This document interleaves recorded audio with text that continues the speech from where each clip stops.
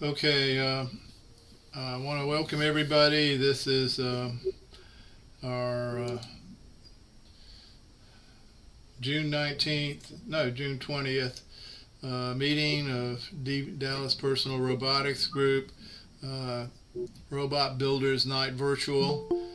Everybody's welcome.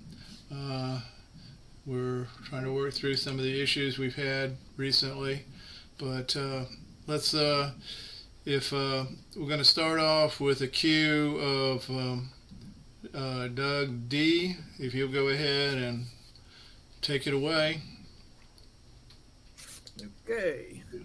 So, y'all all know that I've been playing with my robot, Yeah, which is right here. yeah, yeah, And I yeah. have depressing news. The let me see if I can see down there. You can see the motors and the belts that drive the turning these up and down. Yeah, yeah, These yeah. belt drive And, motors. These belt okay. drive motors are not any good. They can't handle the weight because when I put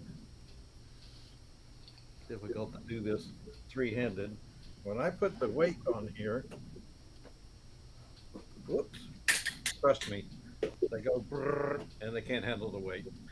So I've got to come up with a new plan, and my new plan involves these nails I bought today, which Okay. uh, Double-headed nails. yeah, Concrete form well, nails.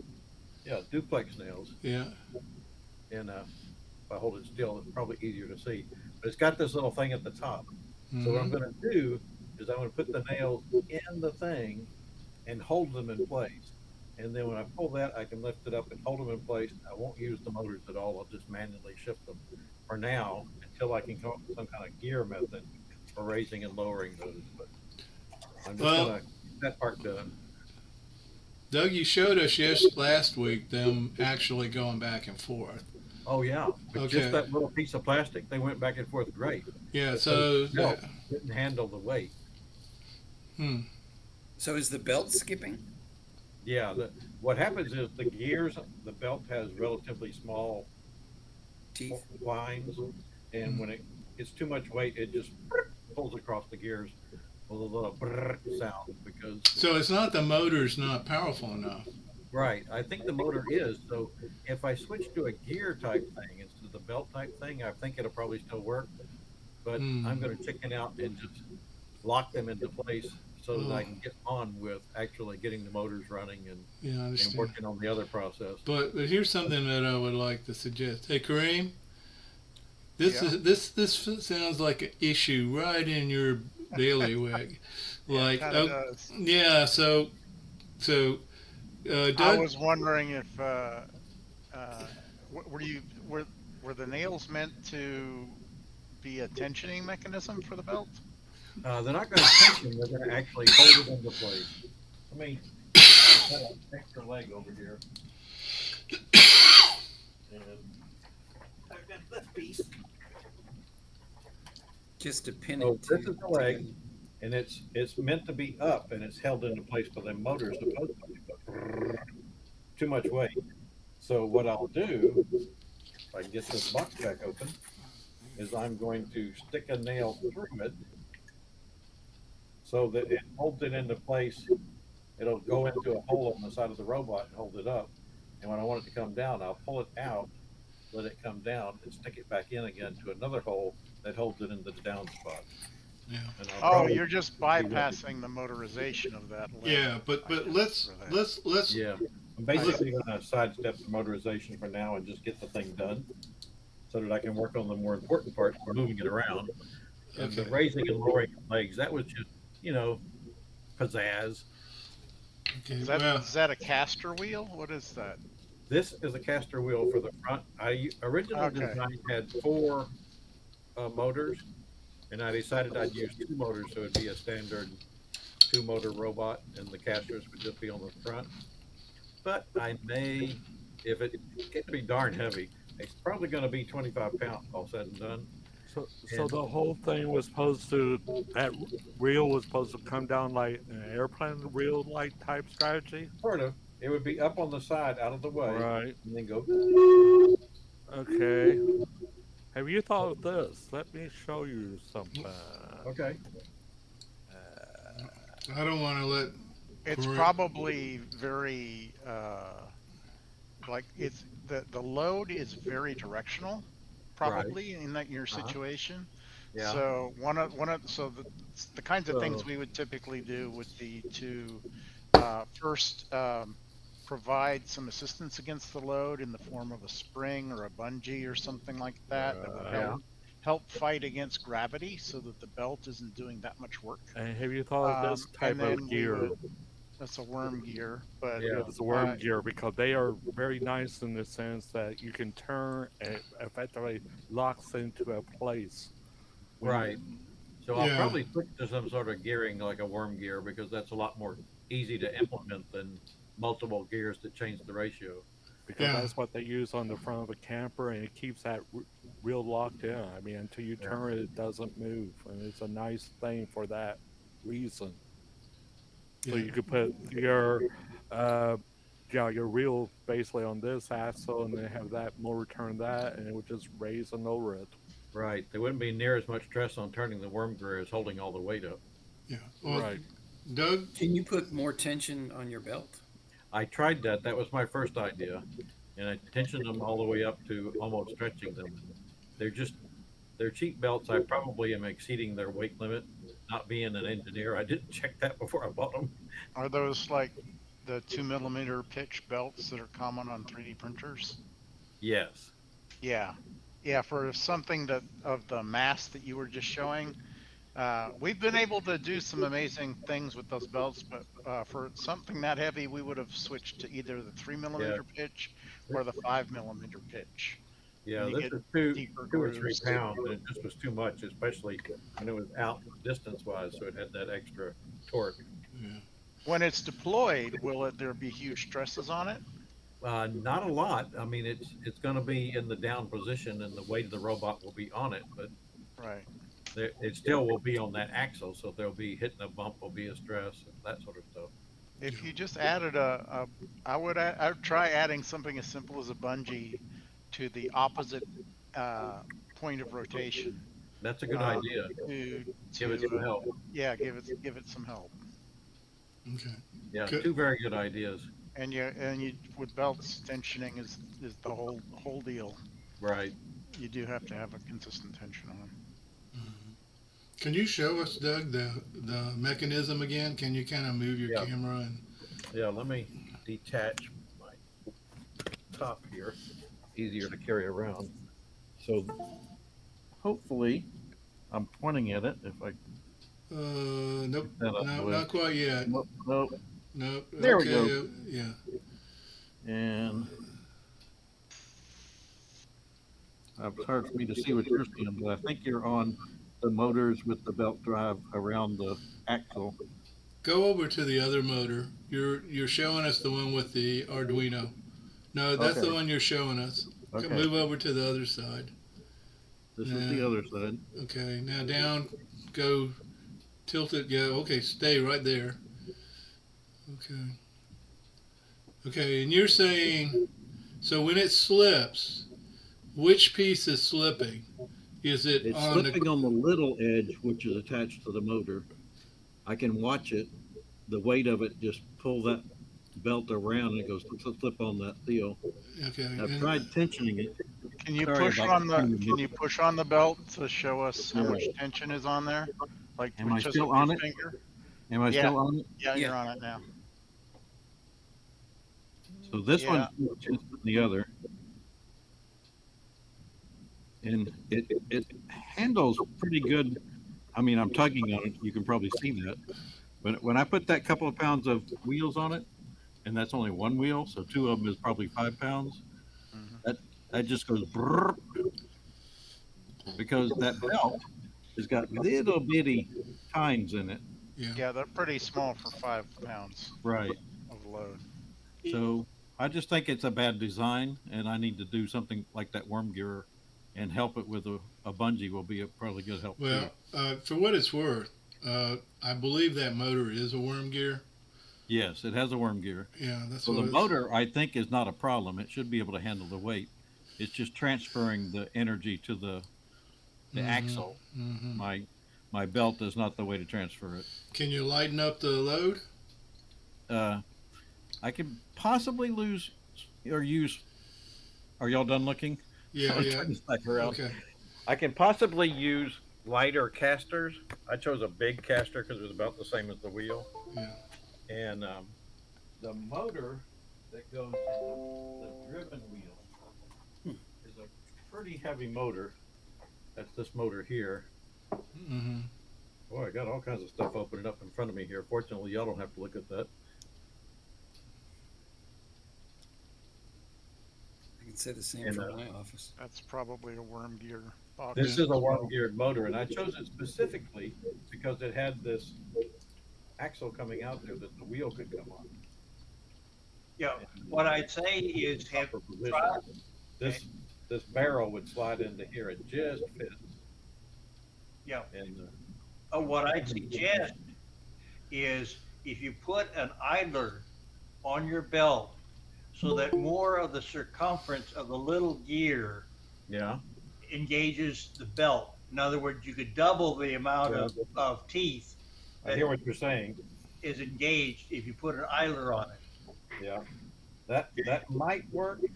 I'm at the point where I'm kind of tired of messing with it.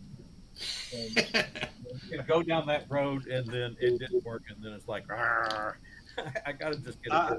I understand. Yeah, It's the Ackley rule of three that says first you see what the problem is, and then you solve the problem, and then you come up with an implementation, and then you put it all together, which is the third version. yeah.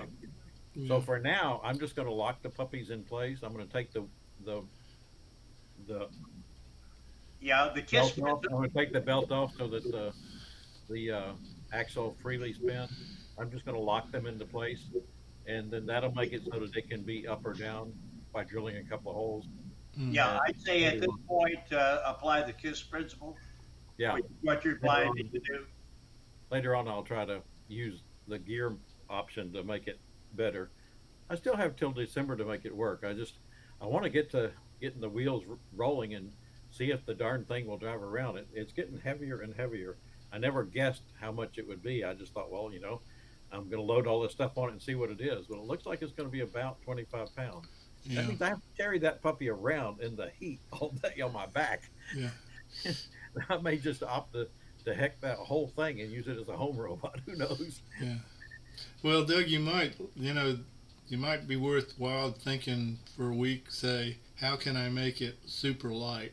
What can I do to lighten it up to? Exactly. Because I you can could make a lose. smaller package. Yeah, you could lose. Well, if you could lose 12 pounds, Yeah. I mean, it could be simple things like, kind of figure out which components weigh the most and tackle them, and do a Pareto analysis on it, and Right. so that your changes will have the most impact. Right. I mean, for instance, That caster I've wheel gone is from using- huge. Yeah. So you could find a lighter caster wheel. If that Oh, yeah. caster wheel is probably something you could use for a 200-pound robot. Yeah, that's a very heavy caster wheel. The only reason I picked it was because it was about the same size as the other wheel, which the motor gets. So don't drop all that stuff there. This is the motorized wheel, which is also a pretty heavy metal wheel. Mm-hmm. So there's definitely things that could be lightened up. Mm-hmm. Mm-hmm. But I've kind of gone down this road with this weight right now, and I can either switch to something smaller, or I can see if the motors can actually make it work. If the motors can actually make it work, and it can go reasonably close to walking speed, I'm going to call it a success, and see how long I want to carry it around. Yeah. Well, that's cool. I can make version 2 and take advantage of all these lessons I've learned. Yeah. Well, it's really cool because we've been able to come along with you on this journey. We're not sitting there going, oh diddly, it didn't work. We're going, that's kind of cool. Yeah.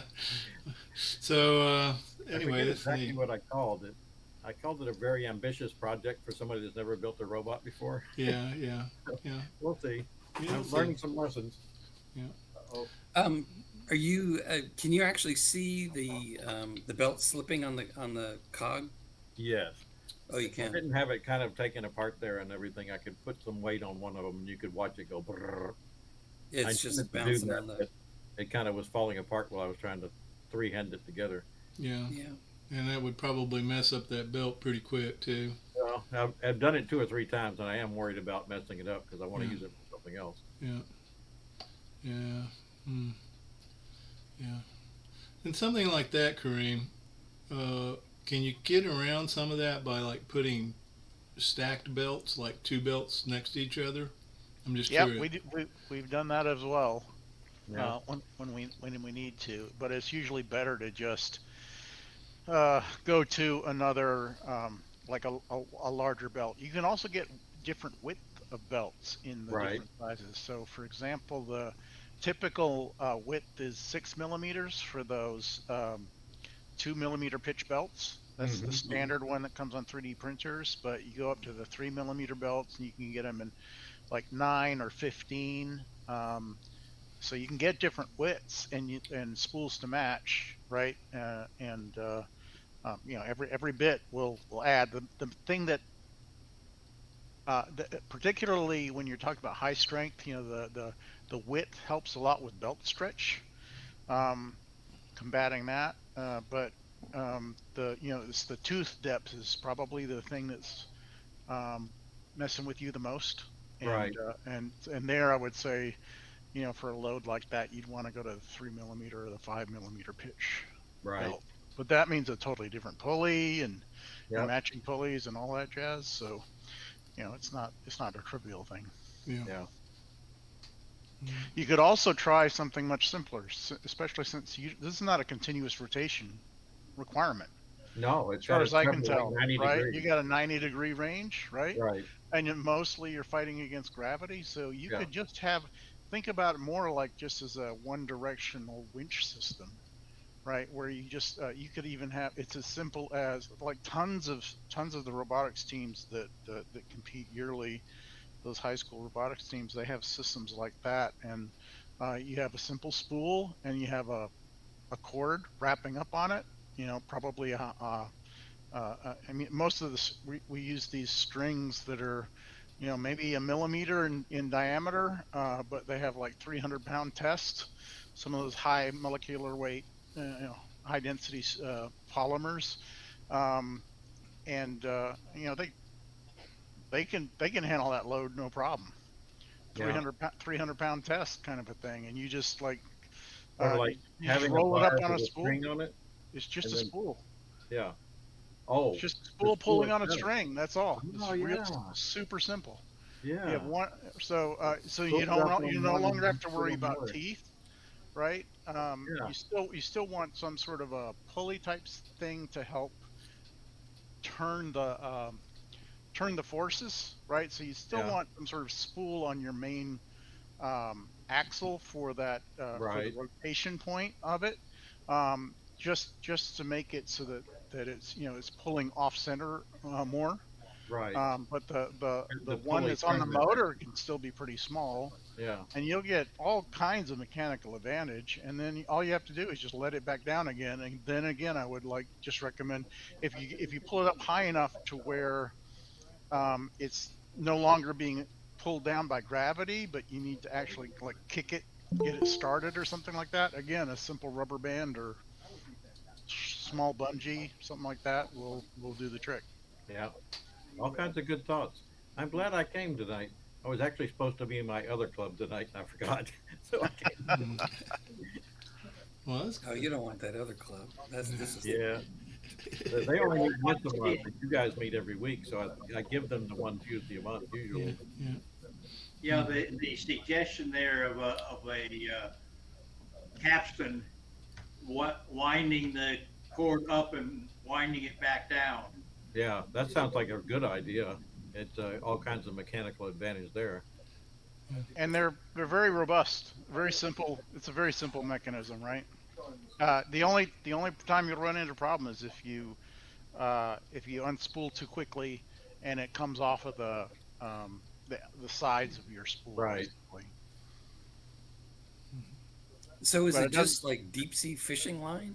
This Yeah, you can. Yeah, exactly. So I could put a link to Spectra is what I use. And yeah, they use them for fishing line as well. Spectra's the one that, there's Kevlar lines and aramid and, there's various synthetic fibers. Spectra is probably the one that has the lowest elongation associated with it. And it's just, 10, 15 bucks on Amazon to get, Yeah. pretty long spool that'll last forever. You could also use picture wire. Yeah. Thin flexible wire with lots of weight tolerance. Mhm. There's lots of options. I had never thought about the methodology, so I'm glad you mentioned it. Well, that's cool. Might be easier to fit into my current design than the worm gear, which I was planning on. Probably cheaper too. It's Yeah. very easy, yeah.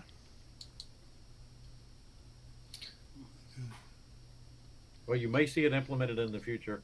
Stay tuned for future installments. Okay. All right. Hey, Kareem, can you go ahead and put the Spectrum fishing line? Yeah, sure. Yeah.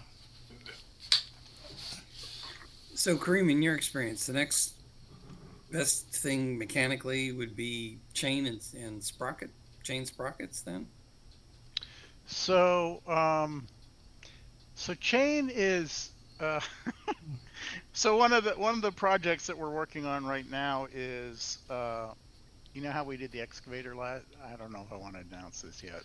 Yeah. Okay. We're thinking about automating the RV that I have.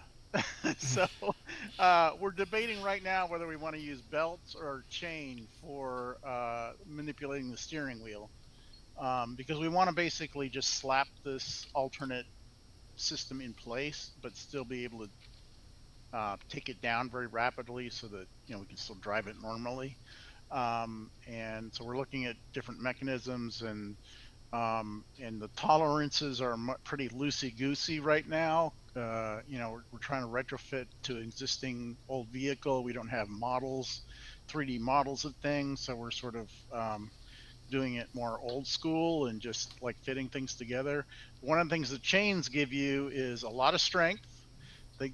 They require a lot of weight too, where they add a lot of weight, but they're strong, and you just got to get them to the right size, and they're less likely to skip teeth than derail.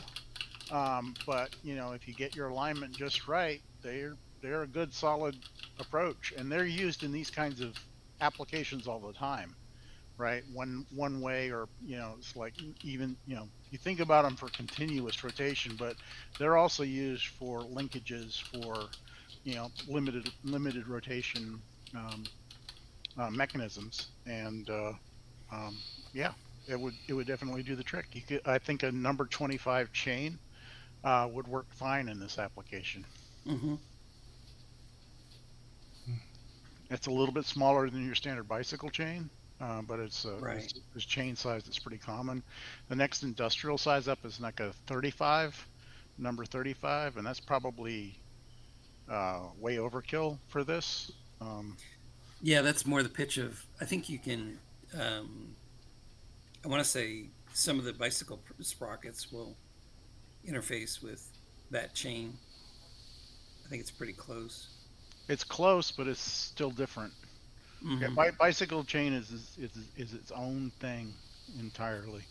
It's like Oh, it is. it's not well supported. It's a different pitch than the standard. I don't remember what the name of those standards are that give you the different standard chain sizes, industrial chain sizes, but Yeah. the 25 and the 35 are the ones that we use at our scale of robots. And you can actually go down, the kits and the plastic fastener kits and things like that. They have plastic chain, Mm. and it works pretty well. Even Legos have plastic chain, Hmm. but that would not handle this kind of load, Right. Probably just snap. because they are snap together links, right? And yeah.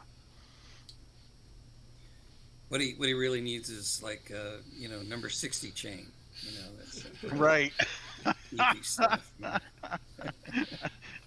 That's way bigger than the biggest motorcycle. Probably, yeah. Yeah. Yeah. Okay. Well, Doug has disappeared. So I tell you what, John, I believe you were next in queue. Yep. Hey. Yeah, click on that. Now click again. Found this. This is of interest, where they basically 3D print and build little arm things. So let me get to the video part. The elephant snout, huh? Yeah. So let's see if they showed the process of building it. So it looks interesting. So if you're interested in building one of these, it looks like he's well documented. It's there. So they made their own molds, huh? Oh yeah, that's why I said it looked interesting. The only problem is who knows what language that is. It looks Russian to me. So, Sponsored by Putin. yes, so that's the only problem. Yeah, language wise. Hmm.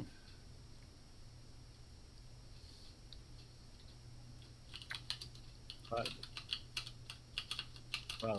yeah, I don't know if you can change the language or that. But it looked interesting that yeah. So what are the flexible pieces? Is that molded silicon? I think so because he builds that. But yeah, he makes a mold. Right. He builds a mold. But is it air powered? Yeah, it's air power in the end because after he builds the mold, notice he puts that in there. At least I think it's air power. Let's go further down the line. Probably some chemical you can only get in Russia or something. I doubt that. So what is its purpose? Yeah, see there. No, Well, that's not air powered. Yeah, well, he has a motor there, and then this What do they frees call that push the liquid, air, liquid, whatever. It could be air. I mean, I'm or guessing it could be air, water. Who knows? But Hydraulic. Could it's be hydraulic. Yeah. Basically, it's hydraulic. And so he has his Or pneumatic. 3. And let's see if I can get So and then from there he runs the 3 pumps to get whatever direction he wants to go. And as I said, he built the molds and all for this, so you don't have to build anything other than print. Yeah, but what does he call it? Do you know? That It's, whatever that as FL some V400. Yeah, well, I'm just trying to figure out where you would use this. I mean, Little arm like thing. yeah, they use them in like flexible pick and place. Right. So you can get movements out of that that are difficult to do otherwise, and So, a lot of times they attach like a little, but yeah, the pick Punching and cut, place pick is where something I'm up. thinking. Yeah. I've seen that before. So yeah. okay. I think it's supposed to be similar to an elephant's snout or nose, or the way it moves around. So, John, can you drop that link on? Will do. Okay, cool. All right. Yeah, I don't know. For some reason, I don't know. Just maybe it's personal preference, but I haven't really thought about anything that required a pump. I just kind of like shied away from it. I'm not saying that's a smart move. I mean, because obviously you can get some tremendous mechanical advantages using Well, I have seen wire. hydraulic or pneumatic fixtures. Yeah, I've seen wire version of this before, but not, the air fluid version. So that's why I was sort of interested Yeah. in that fact. Yeah. But definitely it can be more, versatile for if you need to, you don't have a spot you want to get to, but you need to get in a range of an area spot. Yeah. That's where it's handy. Yeah. Okay. All right. Anything else, John? That's it for now. Okay. I'm glad Harold dropped in because he can give us the details. I heard that on June 26th, down at Improving, down at Improving, there's a It's not an improving. huh? It's not an improving. It's It is? a UTD. It's where? Oh, go ahead. Finish your. Well, it's a let's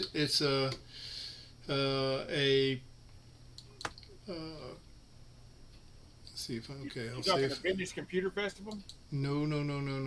Oh. You talking about the Hackster announcement? It could be the Hackster announcement. I have two. One of them was had to do with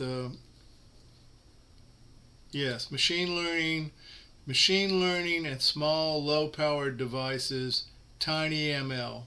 It's going to be on Tuesday, so it'd be next week at 6 p.m. I think that's going on tonight. Yeah, you're right. It is. Dang it. And it is Alright. improving. And it is my friend Ron Dagdag doing it. Okay, let me ask you this, Harold. Do they record those things or anything? No. Or is it's one shot and you miss it, you miss it? Now he's done this talk several times. Okay. So it might be recorded someplace. Okay, because I'd like to. Okay, and the other thing that I ran into that was of interest, let me see if I can share this.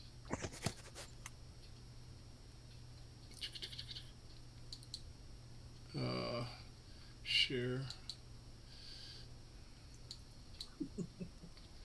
Yeah.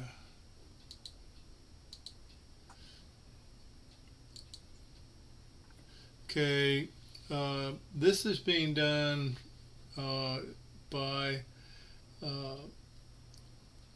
this Jacob Beningo, and he does a lot of training, and usually his training is pretty expensive, but it looks like he's giving, along with DigiKey, a 5-hour 1 hour a day, and it looked like some really good topics.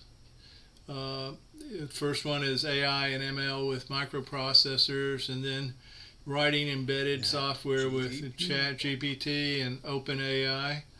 Then tools for machine learning and microprocessors, and then training a model on an STM32, and then deploying machine learning models. So anyway, I thought I'm not going to put that link in there because that link is that's obviously one of those links that's somehow personally attached to me.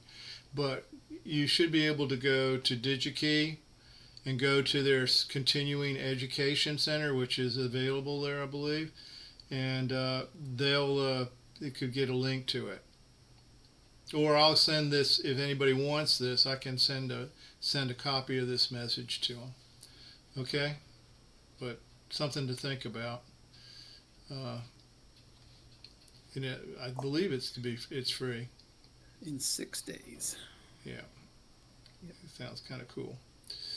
Let's see. Speaking of that stuff, did I send the link around for the VCF, the Vintage Computer Festival that's coming on the 24th? Yeah. 23rd, 24th, and 25th. Mm-hmm. Yeah. And that's kind of cool because that really is a flashback into things that you remember in your youth. 8-bit guy, David Murray's supposed to be there. Yeah. By the way. Hmm. Is that going to be at Improving? No. That's going to be at UTD. Okay. It's going to be at UTD. The Okay. tickets are actually $20. They're going to cost you a little money to get in there. Okay, where is it? Okay, Hey, UTD. UTD. Mm-hmm. Maybe there'll be a vendor with a 5¼ inch floppy drive. I suspect there might be, or somebody there that has one that's chain, swap or do something or whatever. I bet somebody will know something in there about that. I got an old dog I could trade out. Wait, he left. Mm-hmm. Okay. I think they'd be interested in, let's see, what were these? These were HP laptops, maybe circa 1994, 95. They had right around a megabyte of hard drive space, and Yeah. you could. I can't have tell you different what they're plugins. interested in. You know how those vintage computer folks, those retro tech folks, man, they get all into all kinds of stuff. That I'm like, really? Okay, man. Stuff we grew up with. Yeah. TRS-80, Commodore 64, Yeah. IBM. Yeah. I remember my first hard drive had 5 megabits on it. So 5, yeah. yeah. Yeah, Yeah. mine too. Yeah. I thought I was in hog heaven. Yeah. So anyway, let's see. Anybody else got anything else they want to discuss right now? Since I'm talking a little bit, there was a thing. I had it just in top of my head. Oh, a follow-up from last week. I was looking at optical flow sensors with the PMW 3901s, and as we mentioned, and I was telling I was using one of Murray's videos Mm-hmm. to sell myself to it, and you find folks brought up the fact that Murray was talking to Pimoroni to get them to do something different with a different chip. So I went and looked that up, and so I ordered 2 of those short throw. Their optimal space is 25 millimeters above the floor, Mm-hmm. and they're supposed to do better at multi surfaces. But we're going to find that out. Order 2 of them. We're going to put them on there. And we're going to see what happens. Cool. Well, that's something that's always been very intriguing, Harold. I'd really like to see. It's Because I was watching how some of these folks are doing it like Karim, specifically the first folks. I was watching how they were doing it, and they basically got 2 sets of omnidirectional wheels, 90 degrees mm-hmm. at each other, and let them roll freely and track the encoder movement off of those, and that's how they did that Yeah. on stuff, and they said they got really accurate with it. And I'm like, okay, I get that, that's great, but I've got this, I don't have this to play with. Mm-hmm. That's what. Yeah. Yeah, it's really hard to make small dead wheel odometry wheels like that. We work to make them as small as possible because even on our robots, they can take up a lot of space. Take a lot of space. Yeah. Yeah. But they'll still drift over time, and but the main so we also have those short throw optical flow sensors. We never got around to developing the driver completely because we got another look at the spec sheet, and basically it doesn't work at the maximum speeds that it has a maximum rate at which it can travel over the floor. I did some math on here, and it comes out to about 2.5 miles an hour. If you're doing it faster than that, you're done. These things don't work. Yeah, it doesn't work for all of our situations, so we didn't keep the effort going to fully develop the driver. Mm-hmm. Yep, I certainly understand that. I think for the use case where I'm doing 6 scan or 4 square at the moment, I think that's probably more than enough speed. I think. Yeah, I think so, and I think it would work really well on the floor, at the makerspace. Yeah. That's also quicker too. So all of those, anything on that floor, it might be a good thing for all of that. I don't know. I'm going to play with it. We'll figure it out. We'll figure out if it's good or not. Well, I'll figure out if I can use it. Whether it's good or not, I'll leave that to somebody else. Yeah. Well, that'd be cool. Let's see. Anything else, guys?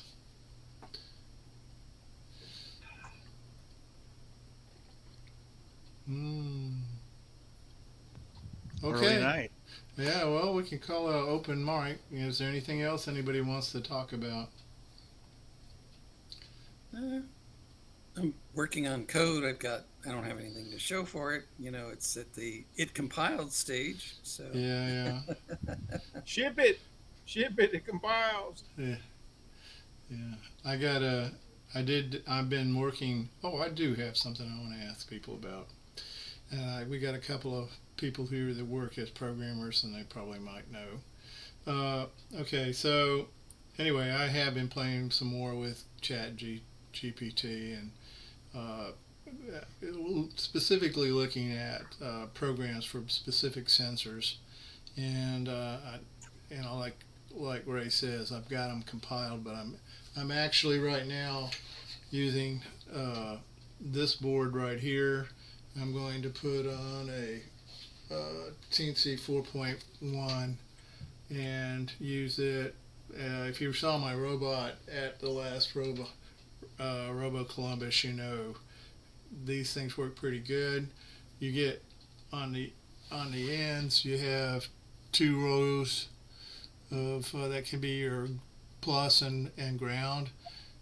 Unfortunately, they don't have them lined up with the internal lines, because then you could have like pads of 3, with signal, VCC, and ground. But it still works pretty good because you have ground, VCC, space, and then the signal pin. So I've liked this for quick breakout boards, and that's what I'm going to do. And I'm going to using that as my test platform to work on it. So now here's the question.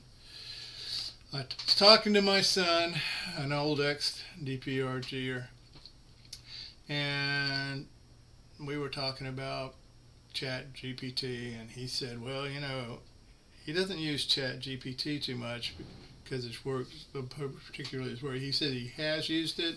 He does use it, but he says the one that he really, really, really depends on is GitHub Copilot. And I was wondering, has anybody in the group actually played with GitHub Copilot? Okay, all right.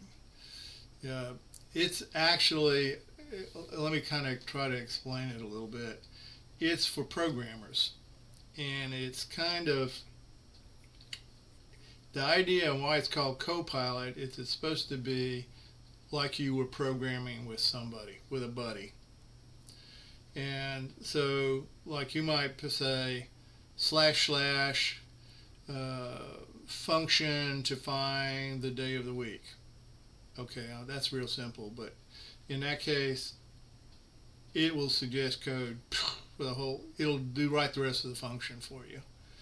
And it's pretty much most major languages. So, like, if you like to use Python, if you like to use C, it can get you in trouble, just like ChatGPT. It's one of those things that you have to review it after it writes it. But a lot of times, they're saying in their advertisements that what they did is they took 100 people or 50 people, and they split them into 2 groups and gave them some specific tasks. And the group that didn't use Copilot took them 4 hours to get it done, and the group that used Copilot got it done in an hour. True.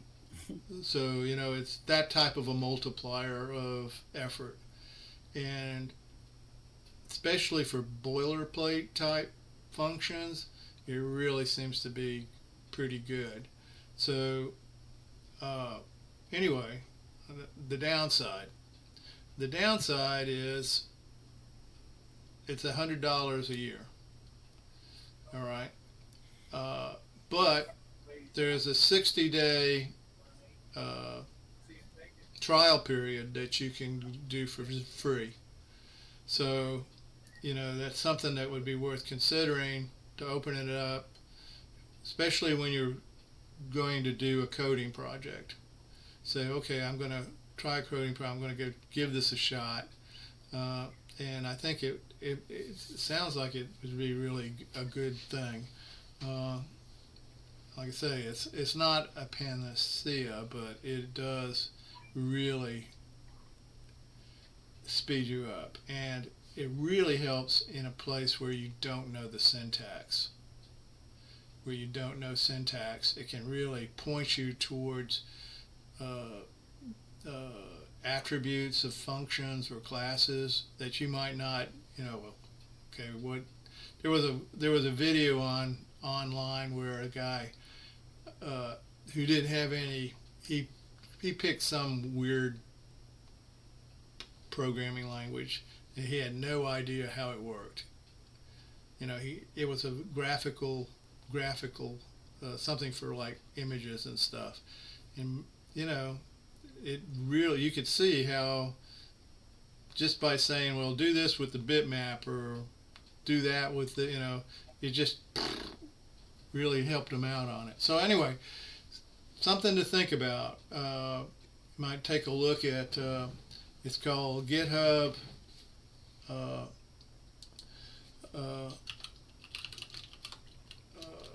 GitHub Copilot.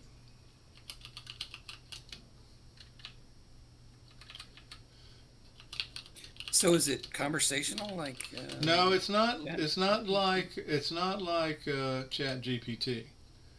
It's Okay. more like an integrated continuous search combined with autocomplete, Yeah. sort Okay. of.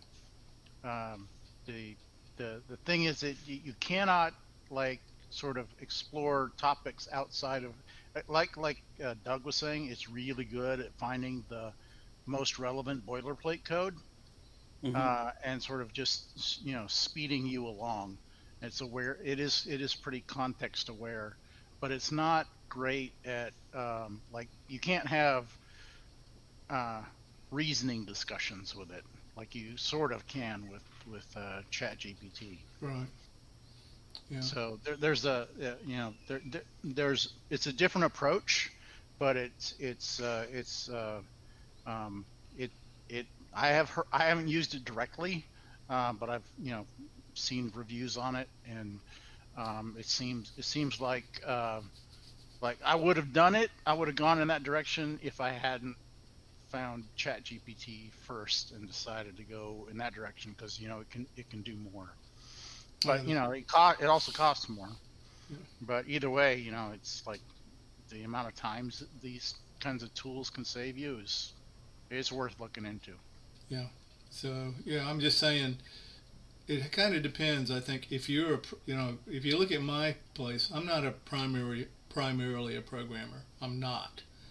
And so for me, I'm a self-taught programmer, and with that, I find Chat GPT to be for sure useful, no question about it. And if you use 3.5, which I know Kareem says isn't as good, it's still very useful, helpful. But when I saw these demos on the Copilot, I really see how that could speed you up. It really could, and like I say, it's not necessarily. I mean, Ed was saying he's used it in JavaScript, he's used it in SQL, he's used it in other things. Now I find in my mind, I think you would have to tell it so much in SQL. I mean, if you wanted to say create a database and you said, well, give me create a table, blah blah blah, with this, and this, it would give you correct syntax. You know what I mean? But it's not clear. Where in ChatGPT you could probably say something like, create a database, a SQL database that will do this. Boom. And so I don't know. I'm still out on it. One's free. It's pretty hard to beat free. and like I say, I'm getting tempted. But Kareem, isn't Chat GPT $20 a month? Yeah, it's more expensive than Yeah. Copilot. Yeah, Hmm. yeah. So 20 bucks. yeah, yeah, You know, if I save 1 hour a month, yeah, if I save 15 minutes a month, it's worth it, right? yeah, yeah, yeah. But I Well, you can do the free version though. yeah, you can do this free version. I mean, that's what I'm using. So, but yeah, I want to. I'm about to go down Doug D's thing because I'm starting to look at my design for my uh, Robo Columbus robot this year, and I don't want it to. It's probably going to be a simple differential four-wheel robot, and but I would like to gang the two wheels to the same motor. I don't want to end up using four motors if I can help it. I mean, I know four motors, the problem is if you can indirectly drive the motors, you can save a lot of stress on the motors. And, because you can have the bearings, you don't have all the lateral forces and everything popping on it. So anyway, I'm hoping to get that design a little push down the road. But unfortunately, I may be working on DPRG's website now, trying to figure out what went down. So anyway, A quick question on the Robo Columbus. Was there a maximum weight limit on that, I recall? yeah, there is, but it should. I mean, it is pretty big. I want to say it's 50 pounds or something. Oh, like good. That. Yeah, I mean, You don't want to be leaving tracks in the yard, but other than that, you're okay. Yeah, right, exactly. You know, you have to respect the people that are lending us the land, but we didn't Can't want to. automate a John Deere Gator, I don't think. Yeah, That you didn't. would We work. didn't want to eliminate somebody who maybe had some. Uh, what do they call those things? Electric wheelchair type based robot, and those are pretty heavy. So. Yeah, Ray. Yeah. I actually do have a wheelchair base that I still play around with every so often. Got it for 50 bucks. Yeah. It would only go left or right. It wouldn't go forward or backwards for some reason. But Yeah. I didn't care. I was using the controller anyway. Yeah. I was looking over the chat records and I saw something from Pat where Pat said, "Why didn't you use a windshield wiper motor?" And the problem with the windshield wiper motors, I believe, is they are very current. They're really current hogs. Can be, yeah. Yeah, and that's the problem with those, generally speaking. If you can do it another way, I can't hear you. Whoop, Pat, I don't see you muted, but I don't see you. Don't hear you either. Nope. I had a thought. Why not use a windshield motor driver up and down? Because they're heavy duty. They will have torque and they lock in place. Well, I think that's what Pat asked, was it? Well, windshield wiper is a little different. That's why I'm thinking of the two, though. Yeah, well, I said a door. He was talking about a windshield wiper. Yeah. But anyway.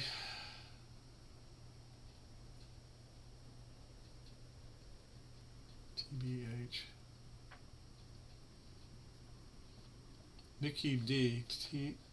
Okay. Hey, Mickey, I'm not familiar with Barb or TBH. Do you want to elaborate a little bit? TBH means to be honest, and Oh. BARD is Google's version of ChatGPT. Oh, gotcha. All right, thank you. Okay. But Mickey, please speak up if you want to. get on audio. Can you hear me now? Yep, got Yep. you, Pat. Okay.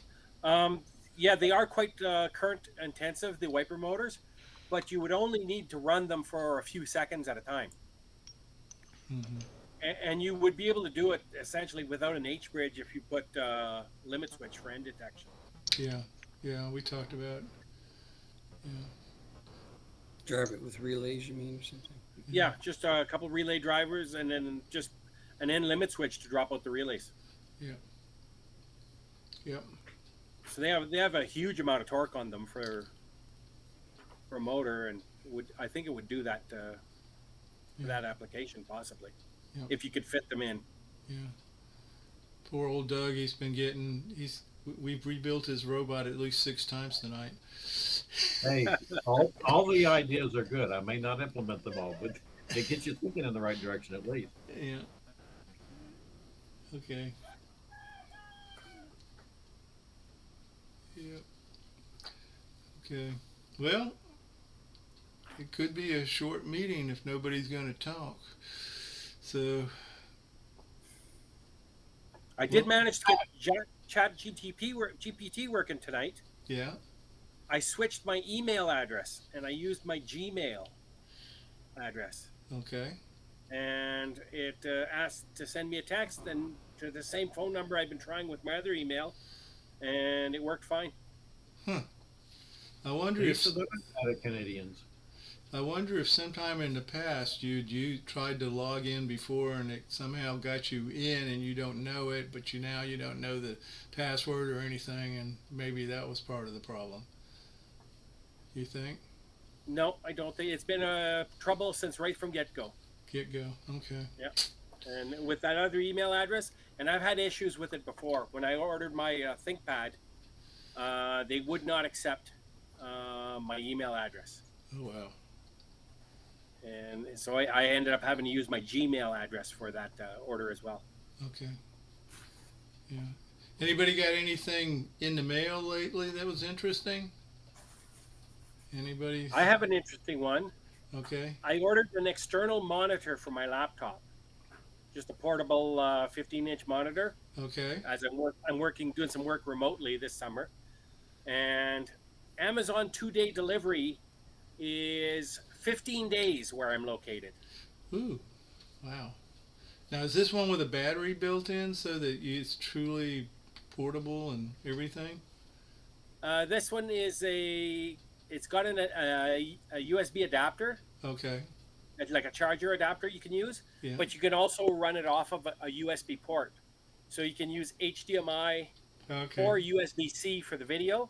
Mm-hmm. And then it's got a spare USB-C that you could run power into. Okay. Now, why would you want a separate monitor? I do when I'm programming. Mm-hmm. I'm sometimes doing a lot of copy and paste Mm-hmm. for tag names and stuff for PLCs. Okay. And it's nice to have it on a spreadsheet on one monitor and just drag it across into the other screen. Oh, I got you. So you're actually doing a dual monitor setup. That's what It's a dual monitor setup. Yeah. So Gotcha. it's always good to have a second document open that you can just quickly, without having to shut down or minimize one application and get to the other one. Mm-hmm. Mm-hmm. Yeah, dual monitors is great. Yeah. And then my PLC software is on a virtual machine as well, so that makes it even, sometimes a little more complicated to switch out of Mm-hmm. the virtual machine into the real machine. And Yeah. but I thought that was interesting that back home it would have been 2-day delivery.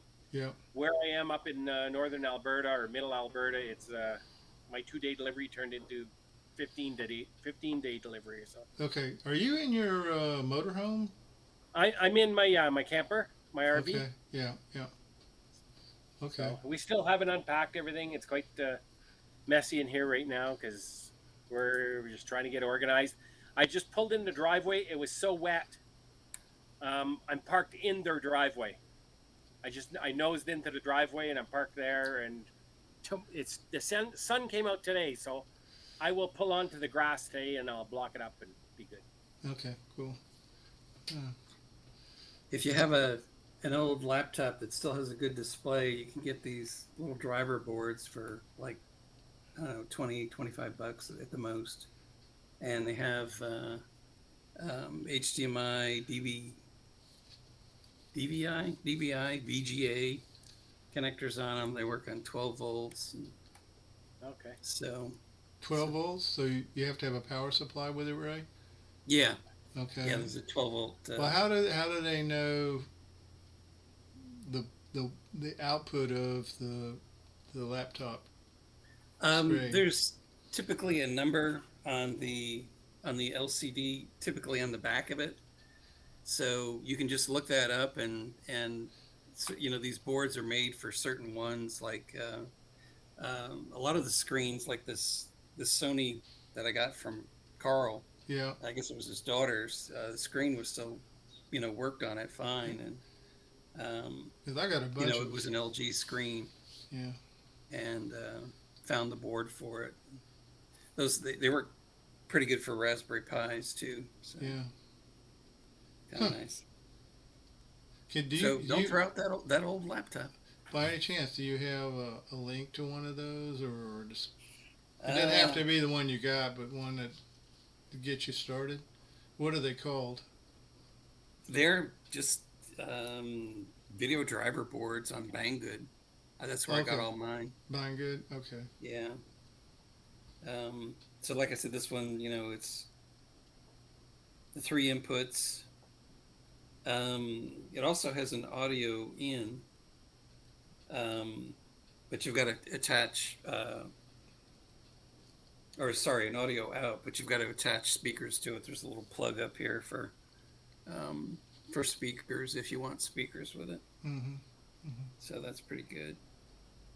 And it's got a little button board on the side there that, you know, you can adjust different things. Let's see. One is menu, one is left, one is right.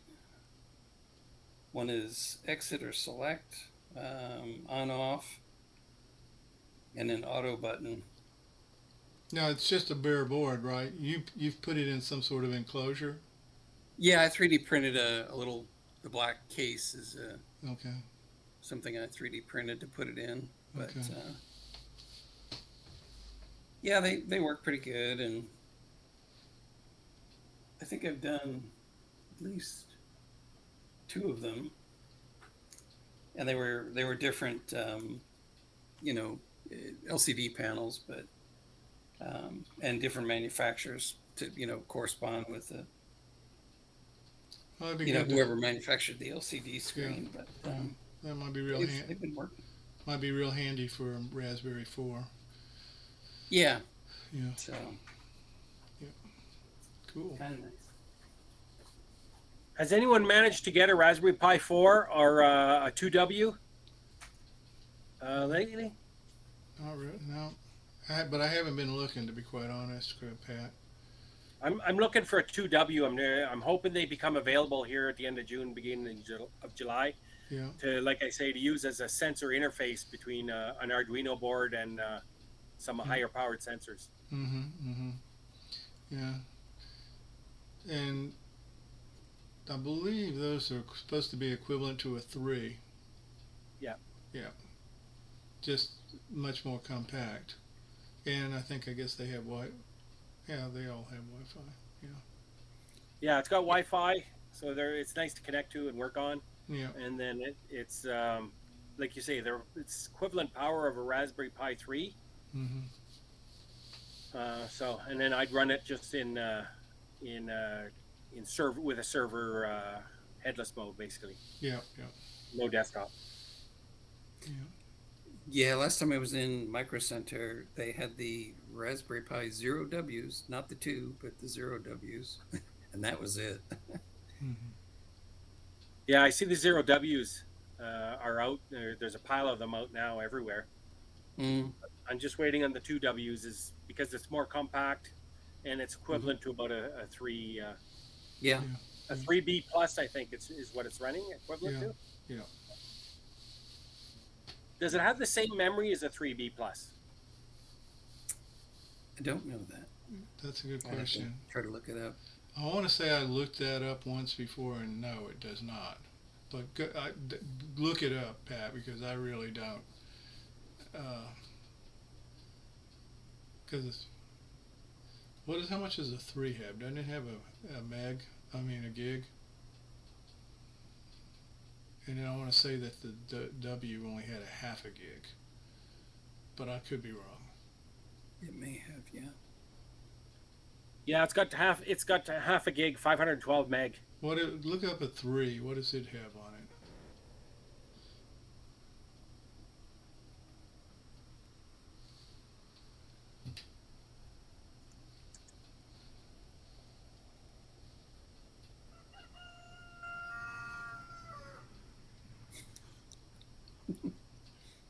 You hear that in the background? Yeah. Roosters or chickens or something? Yeah, he's got a bunch of chickens in the background here. Rooster. A couple of roosters. Specifications. 1 gigabyte. Yeah, that's what I thought. Yeah, I knew there was a difference between them, but I wasn't. Which may or may not be important. Yeah. Are you Yeah, it talking doesn't- about the 2W? Yeah. Yeah, 2W versus a 3B. Okay, the 2W, at least what I see here, only has half a gig Yeah. of RAM. Yeah. Yes. hmm Okay. Well, guys, if nobody has anything to add, we're here at I've got 8:55 now. It would be kind of bad if we close out before 9 o'clock. Usually we go past 9:30. So, but anyway, we might have to do it. So I'm going to be looking at my PIX controller at this point, and I'll probably be looking at the code that's on the website because I know there's an example. And does everybody think that example is a good example? what now, Doug? I didn't quite catch it. The PI, that other letter, I'm trying not to say it out loud. PID controller. Oh, okay. Oh. All right.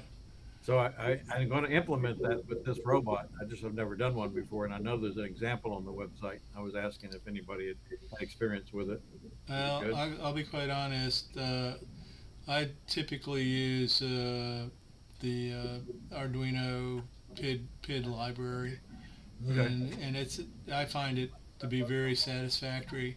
There are a couple of quirks that you have to figure out how to do, but once you do that, it works out very well. I mean, it's probably better code than what I would personally write, so I just use it. I think I saw ChatGPT example that came up with one too. So Yeah. Probably. Probably. Yeah. yeah. So the things I'm still planning to implement, just filling up time talking here, is I have to do my first PID controller because I'm doing a 2-wheel differential drive robot instead of a 4-wheel skid steer.